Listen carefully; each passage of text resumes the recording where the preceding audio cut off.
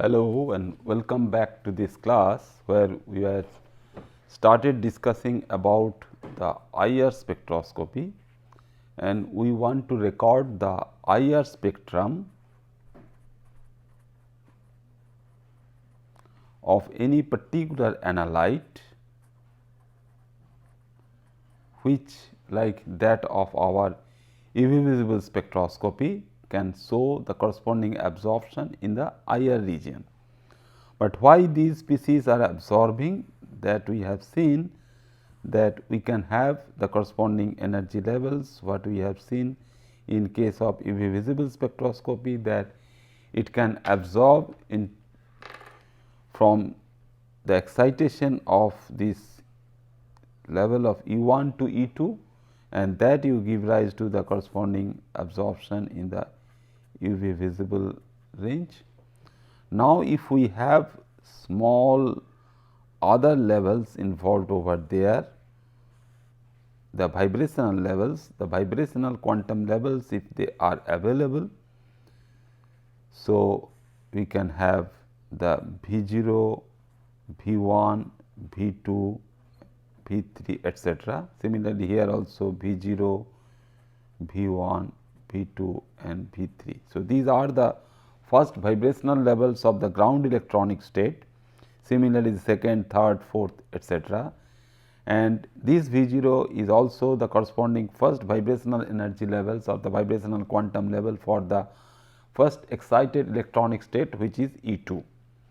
So, these will basically give rise to the corresponding absorption. So, what we do basically, the energy, the available h nu in the infrared region can excite the vibrational as well as the rotational transition, because the rotational energy levels are more less and their energy levels are not that much separated compared to your vibrational and the electronic level.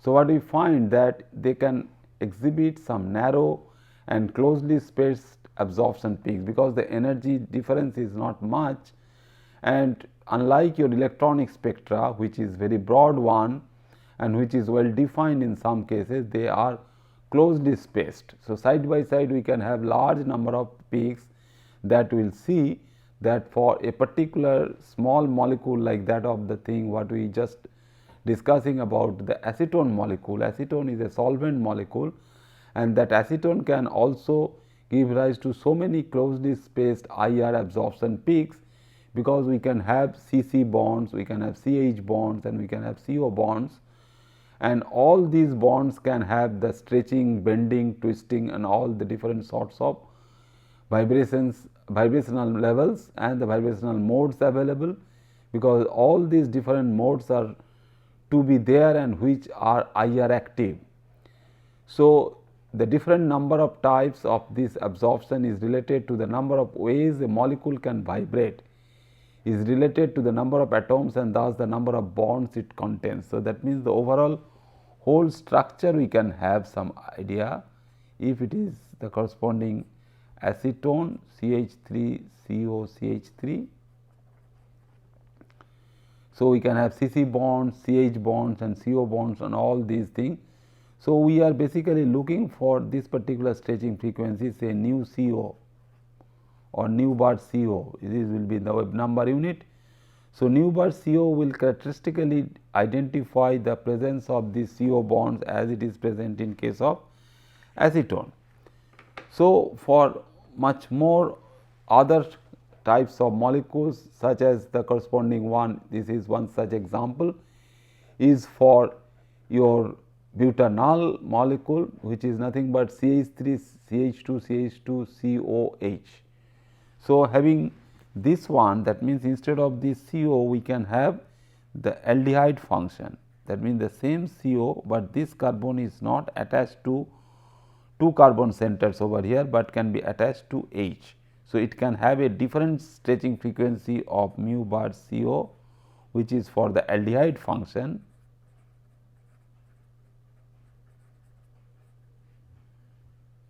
and this is for your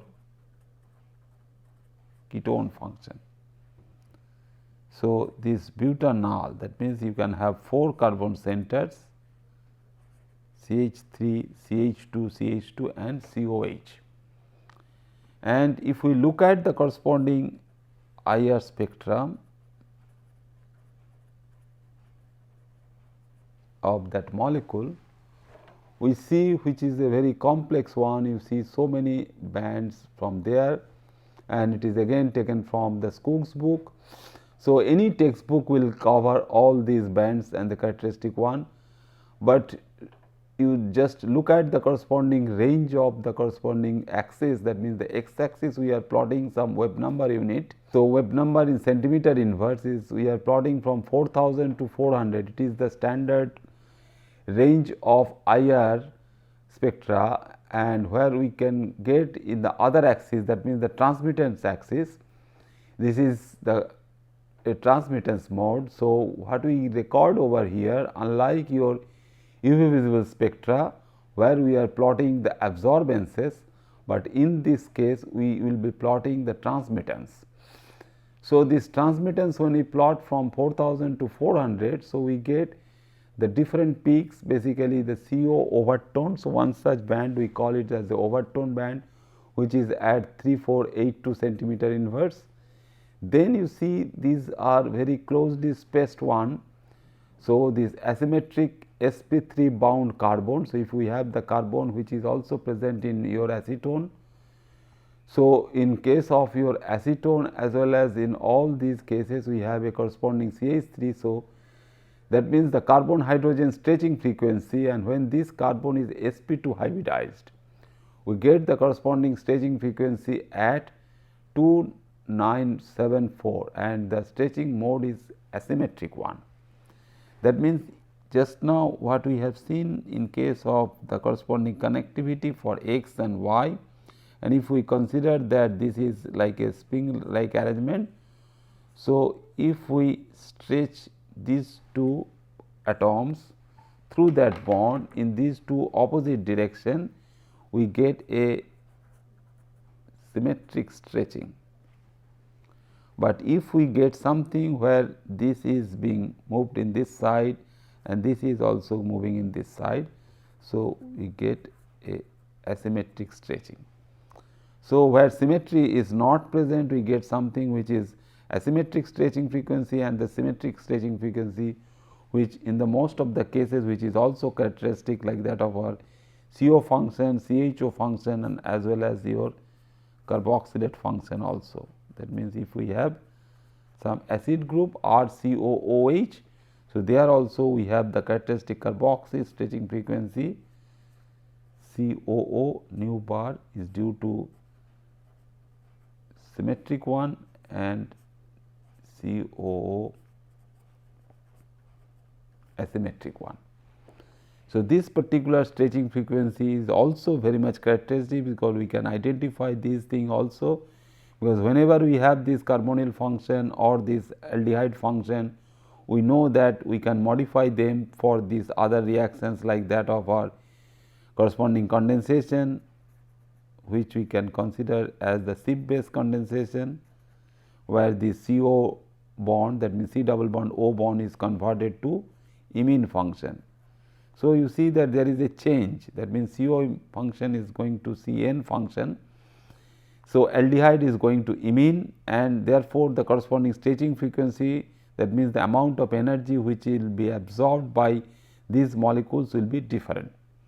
Similarly, when this carboxy function you have, so when the free carboxy function, that means the bond, this particular corresponding free acid or its corresponding sodium salt, if we consider that, we can find out the corresponding magnitude or the corresponding values of this stretching frequency for CO and the asymmetric stretching frequency for CO, but this can give rise to corresponding other metal salts also, like your copper 2 salt.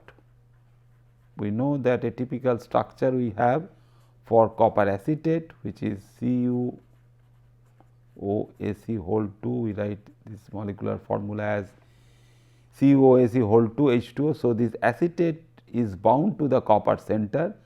So, comparing the free acid, comparing the sodium salt, we can have a different type of this corresponding stretching frequency for the carboxy function, and that also not only telling us that what sort of bonding is present between carbon and oxygen and carbon towards this alkyl function, but if the new bonds are forming the coordinate bonds. So, the nature of this coordinate bond is also can be found out by looking at the corresponding IR stretching frequency for this CO and this CO and this CC, because these will all be changing, because this vibrational mode of activation will be different if it is free as acid, if it is as sodium salt, or if it is bound to the corresponding copper ion or the copper center at this corresponding metal ion complex. So, if we just simply consider the butanol also, where we get that the plot of this vertical and the horizontal one is also in the wave number unit. So, next we get that the asymmetric sp3, the asymmetric sp3 stretching for the CH2 function, that means you have two CH2, one is adjacent to your aldehyde function and the other is attached to your CH3 function. Then we have the corresponding symmetric sp3 stretching, which is, you see, that is less than 2974. So, asymmetric stretching is little bit higher wave number unit compared to your symmetric stretching one. Then we have symmetric for the CH2 one. So, all these things are coming due to the presence of the CH3 and CH2 units.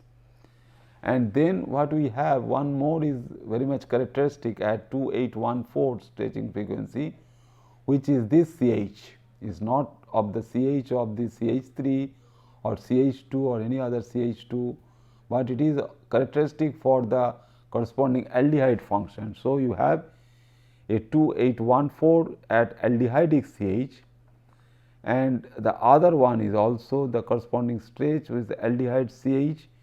So, other one will also be available over here, and which one is more characteristic for this function is that, as I told you, that if you have corresponding carbonyl function for acetone, then the corresponding CO function for acid, or any other case, we have a very characteristic one at 1754 centimeter inverse. Then we see that at these values which are not strong enough, that means that your transmittance is of this particular magnitude, that means your corresponding absorbance is also not very high. So, these are all bending modes. So, bending modes all appear in this particular range of 1400 plus, one is at 1470, another is 1410 and another is 1378. So, they are for mostly for the CH3 and CH2, for not for stretching mode, but for the corresponding bending mode of activation. So, you see that all these values of this particular molecule is characteristic one for your very small organic molecule, which is your N-butanol. So, next what we will see that how we can measure or how we can monitor utilizing the corresponding basic instruments, that means the instruments what we can have for infrared spectrometry. So, this particular one can have three different types of these instruments, because is this development from one step to the other, where in the different modern laboratories, the synthetic laboratories to any other analytical laboratories, we find that one type is dispersive spectrophotometer, or we consider as spectrophotometers. Then we can have Fourier transform spectrometers, we call FTIR spectrometers, and another one is simple filter photometers utilizing IR radiation. So, these first two are very useful one. In these two cases, we have the use of these for complete spectra for qualitative identification, while the filter photometers are designed for quantitative work. Because we know that UV visible spectroscopy utilizing Lambert-Beer's law, we know that the unknown concentration we can figure out. Similarly, by looking at the corresponding stretching frequency, that means the if we monitor the corresponding amount of transmittance or absorbance, because these two are related, absorbance as well as the transmittance. So, what we find that the quantitatively we can also monitor the corresponding concentration in case of these filter photometers. So, the basic instrument what is available in all these laboratories are like this. So, this is the company, the Thermo Fisher company has given us this particular type of instrument.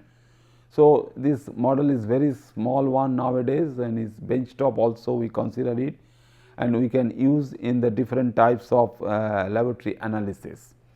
So, what we have in all these cases, the basic thing that in all cases the instruments what we have, the first one is the dispersive one, where like that of our UV visible spectroscopy we have the corresponding source and we get this particular source through monochromator,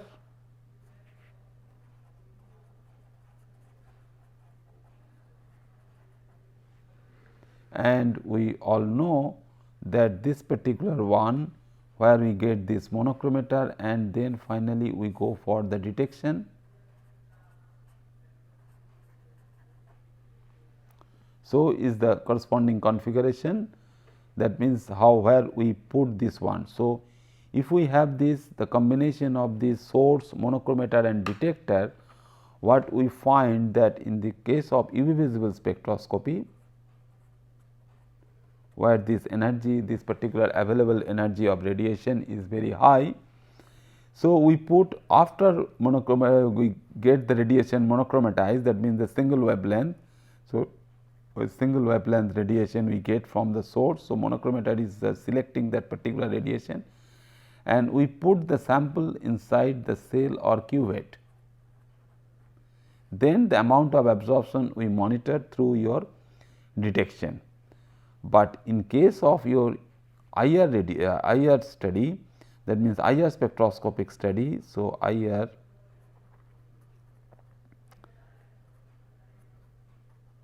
to monitor the IR spectrum or IR spectra, what we can have? We have the same source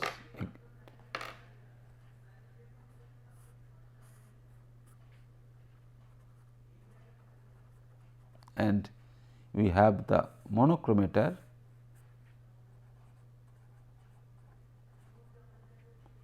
and the detector. Okay. Now, we will bring this cell basically over here, because energy is less in case of IR radiation. So, now we have the cell which can be placed in between your source and monochromator, and then we can have the detector. So, once we put this cell and we have the monochromator, so this particular one, that means the cell when the source is directly falling on the cell sample, we can have the emitted radiation also and scattered radiation. So, this emitted fraction of radiation and the scattered fraction of radiation can be eliminated by your monochromator. So, will be removed or eliminated by the use of this particular monochromator. So, this is the corresponding advantage we can say for the use of the corresponding cell you can place in between source and the monochromator, because this radiation what we use for the measurement is less energetic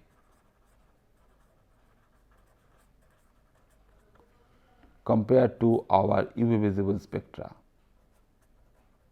That means the energy available in this particular range. So, this particular thing and also the corresponding optical materials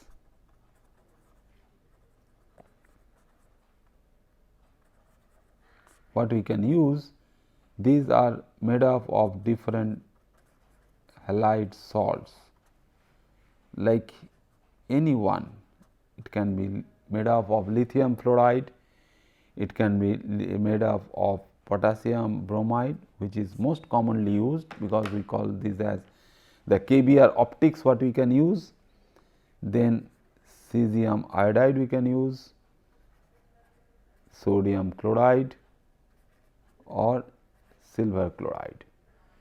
So, this particular range, that means the range which is available for is identification, because the instrument what we are operating we have seen just now that is operating between 4000 to 400 centimeter inverse.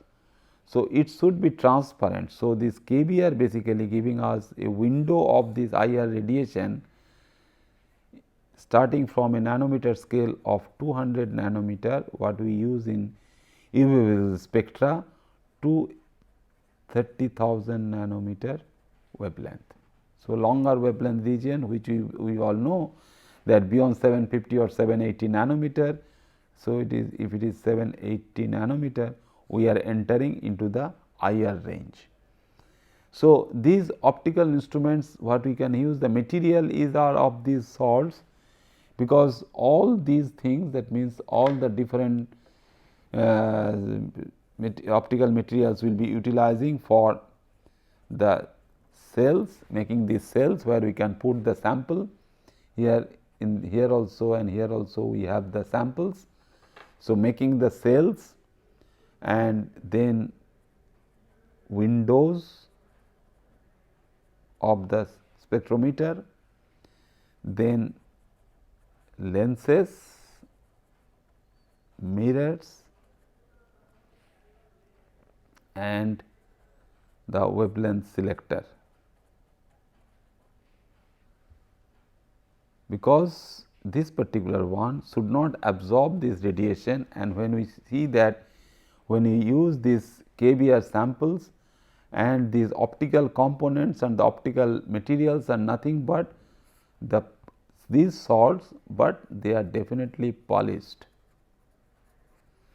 So, the polished salts of these will be utilized for our measurement, and that will help us to pass the corresponding IR radiation to be absorbed by the sample taken within this particular cell. Then what we find that we can have the corresponding one is your source. So, what are the sources we can use? So, this gives rise to the different sources. So, IR sources.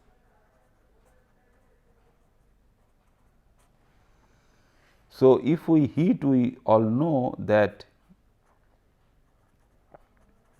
heated solids like our body, the human body, which is having at a temperature of 37 degrees centigrade, we also radiate, we also give rise to the IR radiation. So, the corresponding thermal energy what we release basically, that is in the range of IR.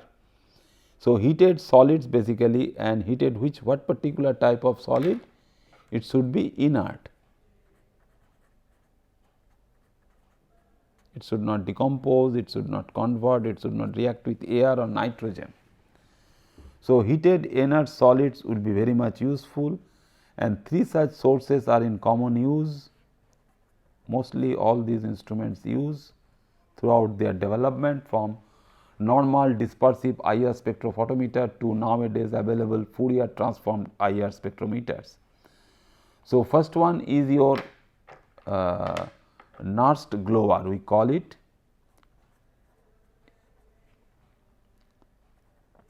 Is the Nernst glower, which can have a range of 400 to 20,000 nanometer. In terms of nanometer we are saying, because as we move from the UV visible range, how far we can go towards the longer range, that is known.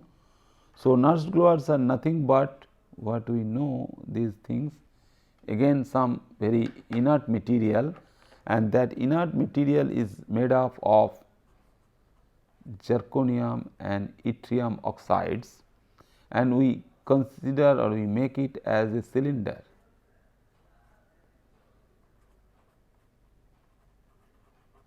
So, cylinder of zirconium and yttrium oxides can give rise to that particular glower, and when we heat it up, it can give rise to the corresponding radiation in this particular range. Then simple nichrome wire we know can also be useful in the range of 750 to 20,000 nanometer. Then another well known source for IR radiation is the glober, we call it as a glober, which is only available from 1200 to 40,000. The other range is higher, that is why most of the time we get this one. Like that of our UV visible spectroscopy, we have seen that we can use tungsten for the visible range and H2 and the D2 lamp, that means the deuterium lamp, for the UV range. Similarly, if we want to go beyond this particular 20,000 nanometer range, we have to use the global source. The global source is nothing but this particular global source is nothing but a material of silicon carbide rod. So, if we see that is a silicon carbide rod, so how it will work is, the idea is that the very simple one is the heated solid we have to use, and that heated solid. So, at what particular temperature we should heat it? We should heat it at a 1500 degree centigrade. So, is nothing but by passage of electrical energy. So, is the electrically, if we heat it up to 1500 degree centigrade, it will glow. So, that particular glowing material, solid silicon carbide rod, can give rise to the radiation in this particular range. Then comes the corresponding IR detectors. What we can use these detectors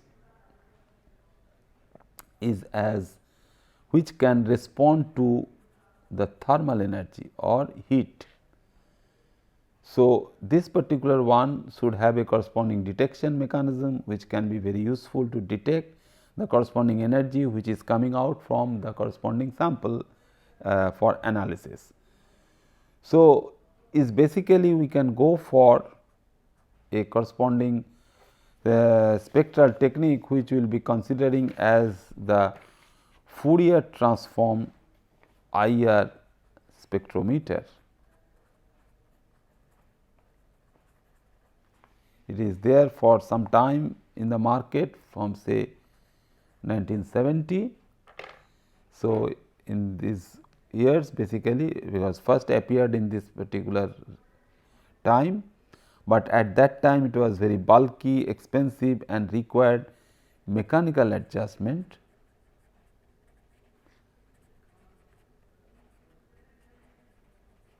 That is why they were not so handy, and we require some handy one, we require some small one. So, that is why currently these are available as a benchtop version, benchtop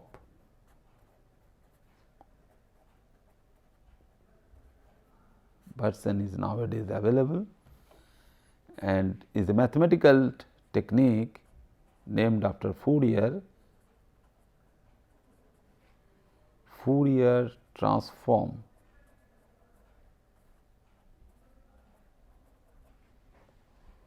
So, is a Fourier transform technique, and it is not a dispersive spectrometer.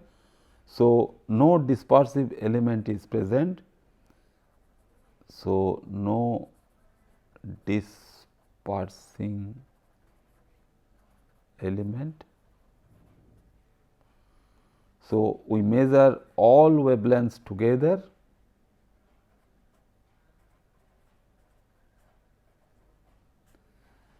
which gives rise to something which we call it as interferometer.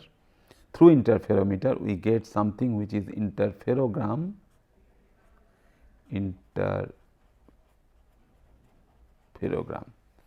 So, what we see that all the wavelengths will be measuring together, and this has no monochromator also.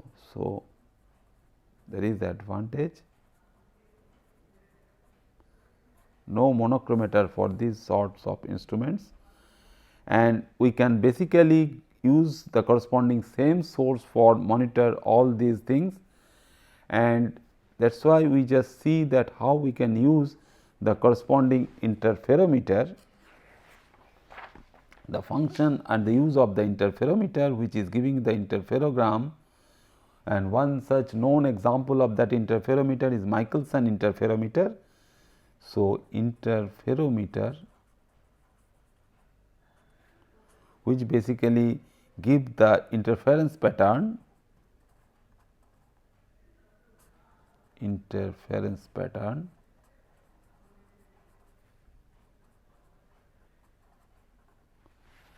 this interference pattern is nothing but your interferogram. And what this interferometer is doing, it is modulating the source signal. So, you have the source signal and that source signal is modulated, and we use some mathematical technique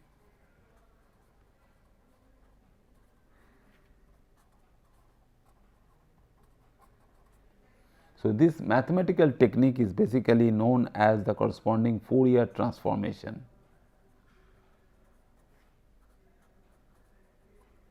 So, this Fourier transformation is the important thing, that we can measure everything, that means all wavelengths together, and we basically get the corresponding spectrum as a time domain spectrum, and with time basically what we get, the signal amplitude with time we plot, that we will see next day, that how we can plot the corresponding time domain spectrum, and finally the interferometer will give you the corresponding one with that of our frequency domain spectrum. So, that particular change from getting the thing, that means from time domain spectrum to a frequency domain spectrum, how will you get that, and that we will see ultimately in the corresponding spectrum of your FTIR. So, thank you very much.